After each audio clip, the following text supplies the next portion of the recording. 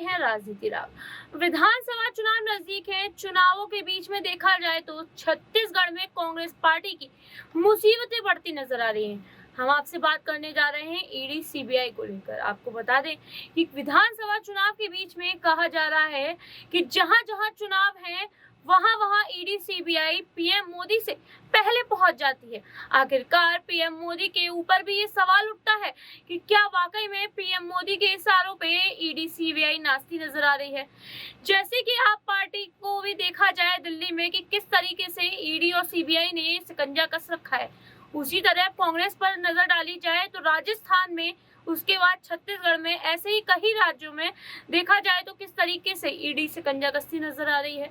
ये बड़ी खबर सामने आई है कि ईडी को लेकर आखिरकार ईडी ने एक प्रेस कॉन्फ्रेंस के द्वारा कहा कि उसे 5 करोड़ 48 लाख रुपए बरामद हुए हैं।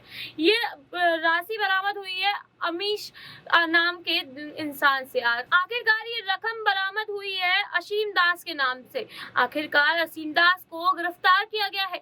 ईडी ने बताया है कि ये 5 करोड़ 39 लाख रुपए जो है भूपेश बघेल को दिए जा रहे थे। उसी के बाद देखा जाए तो भूपेश बघेल ने भी पलटवार किया है। तो जैसे कि भूपेश बघेल ने इस बात को खारिज करते हुए कह दिया कि ये हमारा पैसा नहीं है, तो उस पर हम आज चर्चा करेंगे। हमारे साथ हमारे सहयोगी सिराज मौजूद है। सिराज, आपका बहुत बहुत स्वागत हो। जी बिल्कुल, शुक्रिया। तो सिराज से हम पूछेंगे कि ये ईडी को लेकर जो शिकंजा कसा जा रहा है, जैसे कि सभी पार्टियों का कहना है, कांग्रेस पार्टी का कहना है, भूपेश बघेल ने भी कहा है कि ईडी सीबीआई जो है कठपुतली बन चुकी है बीजेपी सरकार की। तो क्या आपको भी लगता है कि छत्तीसगढ़ में जो चुनावों को लेकर ये पैसा बरामद हुआ है, तो वाकई में ये जो अचानक से रेड पड़ी, तो उसको लेके क्या आपको भी लगता है कि ईडी सीबीआई वाकई में बीजेपी सरकार के इशारों पर नाच रही है? जी बिल्कुल, जिस तरीके से अभी देश में विधानसभा चुनाव है 5 राज्यों में, उसमें से एक राज्य है वो छत्तीसगढ़ भी है। और छत्तीसगढ़ में जिस तरीके से ईडी अभी एक्टिव हुई और खासकर उनने मुख्यमंत्री भूपेश बघेल पे ये इल्जाम लगाया कि किस तरीके से उनके पास 508 करोड़ रुपए दिए गए महादेव ऐप के द्वारा। महादेव बैटिंग ऐप जो जुआ खिलवाता है। कहीं ना कहीं ये राजनीतिक मंशा दर्शाती है। और चालाकी देखिए ईडी की कि नीचे लिख दिया ये जांच का विषय है। भाई जांच का विषय है तो अभी चुनाव का जो दौर है यहीं पे आपको जांच नजर आता है। कहीं ना कहीं राजस्थान को देख लीजिए किस तरीके से अशोक गहलोत के बेटे वैभव गहलोत को फंसाया गया। दिल्ली की बात करें, जो दिल्ली की राजनीति है वो पूरे देश को प्रभावित करती है। ऐसे में जो है आम आदमी पार्टी लगातार जो उसके बड़े नेता हैं, खासकर आप बात करें सत्येंद्र जैन, मनीष सिसोदिया, संजय सिंह, वो तमाम जो है अभी ईडी के रिमांड में है और वो जेल में बंद है। लेकिन अब केजरीवाल, मुख्यमंत्री केजरीवाल है, उनको भी जो है नोटिस दे दिया गया है। और इसके बाद जो है अब सियासी जो राजनीति है वो कहीं ना कहीं अब तेज होती नजर आ रही है, क्योंकि ये सारे समीकरण है, इसको जो है चुनाव से जोड़ के ही देखा जा रहा है। और विपक्ष लगातार ये सवाल उठ रहा है, आखिर जो है चुनाव के वक्त ही क्यों ईडी और जो सीबीआई है, एजेंसियां हैं जो खासकर वो एक्टिव हो जाती हैं और बिना किसी वारंट के, बिना किसी सबूत के आधार पर जो विपक्षी के नेता हैं उनको गिरफ्तार किया जाता है और उनके ऊपर जो है गलत इल्जाम लगाए जाते हैं। जैसे कि सिराज ने बताया कि ईडी सीबीआई जो है विधानसभा चुनाव के टाइम पर ही जो है एक्टिव होती नजर आ रही है। तो वाकई में देखा जाए तो ईडी सीबीआई का शिकंजा देखा जाए तो किसी भी तरीके से बीजेपी सरकार पर कसता हुआ नजर नहीं आ रहा है। ये देखा जाए तो आप पार्टी, कांग्रेस, सपा तक अभी तक ईडी और सीबीआई शायद नहीं पहुंची है। लेकिन देखा जाए तो कांग्रेस पार्टी को राजस्थान में जिस तरीके से घेरा गया है वैसे ही अब घेरती नजर आ रही है ये जो है छत्तीसगढ़ में। तो इसको लेकर जो है अब महादेव ऐप पर बात करते हैं। तो महादेव ऐप के प्रमोटर्स ने ये बोला है कि 508 करोड़ रुपए अभी तक हम भूपेश बघेल को दे चुके हैं और ये पैसा जो है अब भूपेश बघेल की जेब में जा चुका है। और जो बचा हुआ पैसा जो सामने आया है वो 5 करोड़ 39 लाख रुपए था। ये जो संख्या का पैसा है ये भूपेश बघेल तक पहुंच जाता तो भूपेश बघेल किस चीज में लगाते, आपको क्या लगता है? जी बिल्कुल, जिस तरीके से किसी भी पार्टी को अगर फंड मिलता है या किसी भी तरह का करप्शन होता है तो वो पैसा निश्चित रूप से नेता जो है अपनी जेब में रखते हैं। खासतौर पे वो चुनाव के टाइम जो है यूज़ होता है, इस्तेमाल होता है। कि जब चुनाव के टाइम जो कितने सारे भारत में हमने अनेक उदाहरण देखे हैं कि जिस तरीके से जनता को प्रभावित करने के लिए उनको किस तरह की चीज़ें दी जाती हैं उनको। खासकर हमने देखा था बीजेपी ने कर्नाटक में किस तरीके से मुर्गे और दारू दिया और खासकर साड़ियाँ दी महिलाओं को। तो कहीं ना कहीं वहाँ के लोगों ने उसका बायकॉट किया। लेकिन जिस तरीके से जो चुनाव प्रचार में लगाया जाता है ये पैसा और नेता खासकर अपनी जेब में रखते हैं, अपनी झोली भरते हैं। तो मुझे लगता है ईडी को जो है इस विषय पे जांच करनी चाहिए। कहीं न कहीं अब ईडी जो है वो लगातार किसी ऐसे मुख्यमंत्री पे इल्ज़ाम लगाना, मुझे लगता है ये गलत बात है, क्योंकि जब तक जांच नहीं हो जाती, आप इल्ज़ाम लगा के चुनाव के दौर में ख़ासकर आप पार्टियों को बदनाम करें, ये मुझे लगता है बहुत ही गलत बात है। सिराज ने जैसे बताया कि ये जो चुनाव के दौर पर जो है पार्टियों पे इल्जाम लगाना बहुत गलत बात है। सिराज, ये बड़ी खबर भी सामने है कि महादेव ऐप पर जो है बैन लगा दिया गया है, जिसको लेके भूपेश बघेल ने कहा है कि अभी तक सरकार क्यों सो रही थी।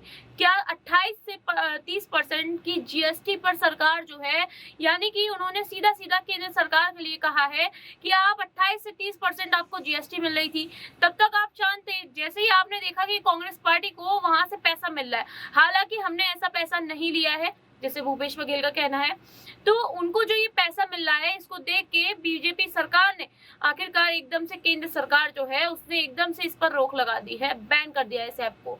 तो आप उस पर अपनी राय क्या देते हैं?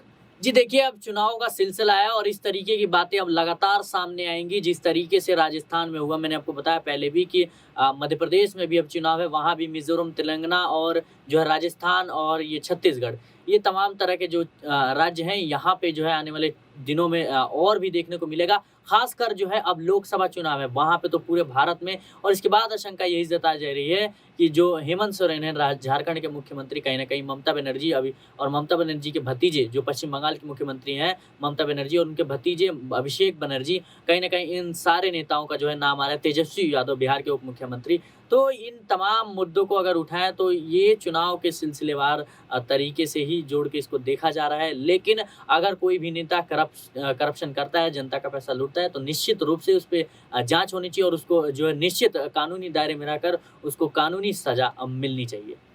सिराज, जैसे कि आपने कहा कि निश्चित तौर पर ऐसे नेताओं पर जांच होनी चाहिए और उन्हें कानूनी सजा मिलनी चाहिए, तो जैसे ही देखा जाए कि राहुल गांधी भी बार बार अडानी का मुद्दा उठाते हैं, तो पीएम मोदी अभी तक अडानी के मुद्दे पे उन्होंने कोई भी बयान नहीं दिया, कोई भी टिप्पणी नहीं की।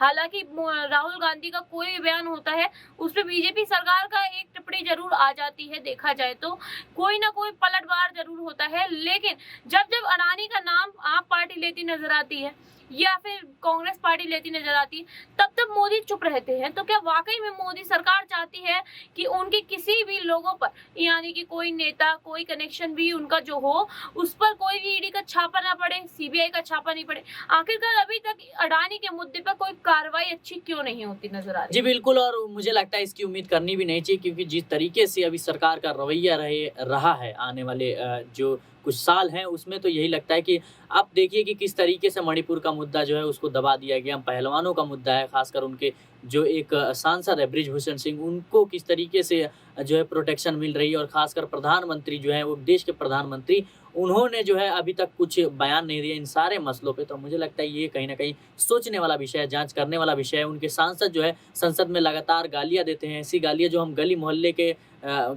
के अंदर भी जो हम देना बर्दाश्त नहीं कर सकते। उस तरीके की गालियां किसी को जाति के धर्म के नाम पर, मुझे लगता है ये जांच का विषय है, और कहीं ना कहीं इस पर प्रधानमंत्री को जरूर सोचना चाहिए, क्योंकि प्रधानमंत्री जो है वो किसी पर्टिकुलर समुदाय या किसी पर्टिकुलर राज्य क्षेत्र का नहीं होता। प्रधानमंत्री जो है पूरे देश का होता है, और मुझे लगता है प्रधानमंत्री का ये जवाबदेही है कि वो देश के गंभीर मुद्दों पर खासकर उनको बोलना चाहिए। जैसे कि सिराज ने बताया कि प्रधानमंत्री को देश के खास मुद्दों पर बोलना चाहिए। आपको बता दें कि किस तरीके से कांग्रेस पार्टी, अभी भूपेश बघेल ने का ही एक बयान सामने आया था कि छत्तीसगढ़ में आखिरकार क्यों है ना वो सभी चुप हैं, क्यों है ना बीजेपी सरकार नहीं बोल रही, और जहां देखा जाए बीजेपी सरकार की बात आती है तो ईडी सीबीआई भी चुप हो जाती है। भूपेश बघेल ने साफ साफ कह दिया, सीबीआई ईडी जो है हाथ की कठपुतली है, अस्त्र शस्त्र है, वोटों के लिए आखिरकार जो बीजेपी है वो जीतना चाहती है, जिसको लेकर जहां जहां बीजेपी को लगता है उसकी सरकार गिर जाएगी, वो इस पार्टी से हार जाएगी, जिस पार्टी से भी लगता है कि वो हार जाएगी, उस पार्टी के पास ईडी सीबीआई की जांच पहुंच जाती है, ईडी सीबीआई सीधे सीधे पहुंच जाती है। किस तरीके से महादेव ऐप से पैसा लिया गया, उस सारी बातों का गठन करें तो महादेव ऐप के प्रमोटर ने स्वयं ही बताया है कि वो पैसा जो है वो भूपेश बघेल को भेजा जाने वाला था, जो चुनावों में लगना था। तो क्या चुनावों में पैसा लगने के लिए भूपेश बघेल ने आखिरकार सारे प्रमोटर्स को, ऐसे जो बैटिंग ऐप है इन सबको यूज करना चालू कर दिया? क्या वाकई में भूपेश बघेल सच बोल रहे हैं? जैसे कि उनका कहना है कि उन्होंने पैसे नहीं लिए। उसी के साथ देखा जाए तो पीएम मोदी की बात करें तो किस तरीके से पीएम मोदी को फंसाया जा रहा है। तो क्या वाकई में आपको भी लगता है कि पीएम मोदी गुनहगार है, पीएम मोदी की यहाँ कोई गड़बड़ी नजर आएगी? और अगर ईडी सीबीआई का छापा, जैसे कि देखा जाए विपक्ष पार्टी मांग रही है कि ईडी और सीबीआई का छापा आपके राज्य में क्यों नहीं पड़ा, आपके लोगों पर क्यों नहीं पड़ा, तो क्या वाकई में जो बीजेपी सरकार पर ईडी सीबीआई का छापा नहीं पड़ रहा है, इस पर देखा जाए गौर करें तो वाकई में देखो अभी तक किसी भी कार्यकर्ता के घर पर कोई ईडी का छापा नहीं पड़ा। चुनावों के दौरान अगर ईडी का तेजी चल रही है, ईडी सब पे छापे मार रही है, तो अभी तक वहां क्यों नहीं मारा है?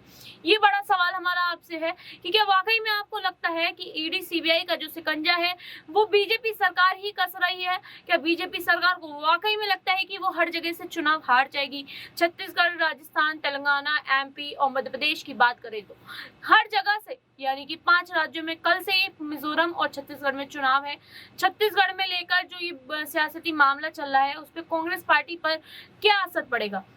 महादेव ऐप से आए हुए पैसों को लेकर आखिरकार कांग्रेस पार्टी पर क्या असर पड़ेगा? और बीजेपी को लेकर जो है ना, कांग्रेस पार्टी और आप पार्टी और अन्य पार्टियों की मांग है कि ईडी का छापा पड़ जाए, तो मुझे लगता है कि ईडी का छापा एक बार पड़ जाना चाहिए और उनको भी ये दिखा देना चाहिए। अगर वो गलत नहीं है तो उन्हें ये बात प्रूव करनी चाहिए कि हम गलत नहीं है, और वो छापे मरवा के ये बात क्यों नहीं प्रूव कर सकते?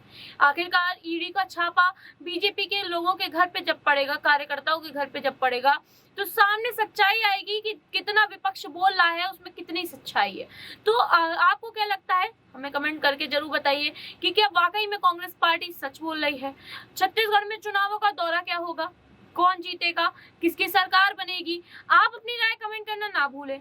ऐसी अपडेट्स के लिए जुड़े रहे राजनीति राग के साथ। धन्यवाद।